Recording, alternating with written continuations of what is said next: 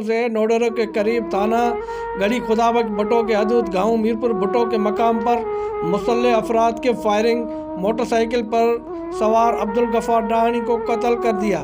واقعے کے اطلاعات پر لے کے پولیس جائے وقوع پر پہنچ کر لاش کو اپنی تحویل میں لے لیا اور پوسٹ مارٹم کے لیے نوڈرو گورنمنٹ ہسپتال منتقل کیا، جہاں پر مقتول کی لاش کا پوسٹ مارٹم کیا گیا۔ ہسپتال میں موجود مقتول عبدالغفار ڈاہنی کے کزن حمزہ علی ڈاہنی کا کہنا تھا کہ عبدالغفار اپنی فیملی کے ساتھ موٹر بائیک پر گاؤں سے رتو دیرو کی طرف جا رہا تھا کہ راستے میں 4 مسلح افراد نے فائرنگ کر کے ان کو قتل کر دیا ہے۔ مقتول پبلک ٹرانسپورٹ ڈرائیور تھا۔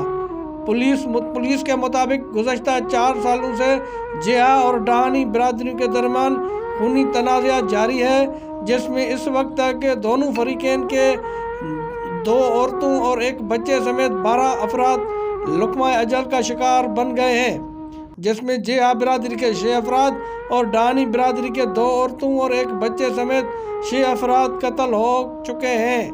دوسری جانب واقعے کے بعد علاقے میں خوف و ہراس پایا جا رہا ہے اور علاقہ مکین اپنے گھروں تک محدود ہو گئے ہیں۔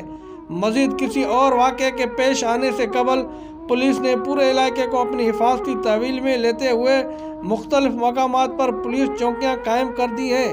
آخری اطلاع تک واقعے کا مقدمہ درج نہیں ہو سکا تھا۔